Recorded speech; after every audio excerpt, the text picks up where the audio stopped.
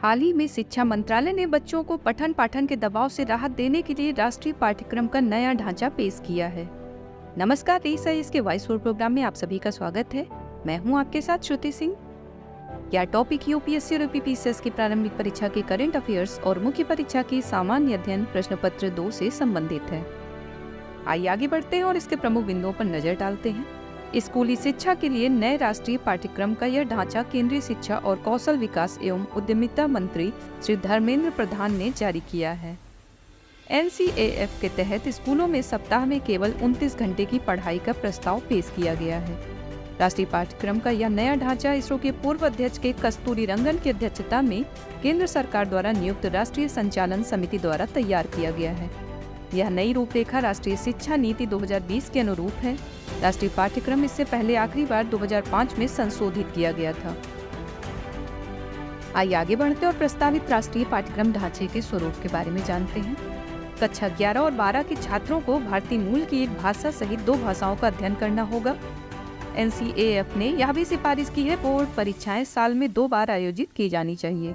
NCAF के अनुसार स्कूलों में सोमवार से शुक्रवार तक 5 से 5.5 घंटे की पढ़ाई होगी और बच्चों को फ्री टाइम दिया जाएगा जिसमें वे अपने मन के अनुसार काम कर सकेंगे।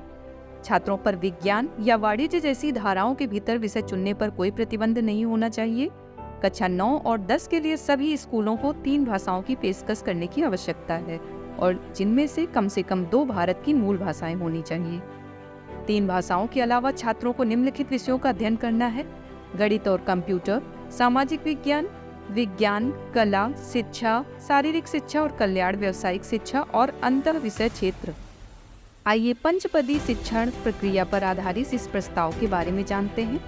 राष्ट्रीय पाठ्यक्रम ढांचे में बच्चों के समूचा विकास हो और उचित माहौल में पढ़ाई हो, इसलिए पंचपदी शिक्षण प्रक्रिया अपनाने का सुझाव दिया गया है।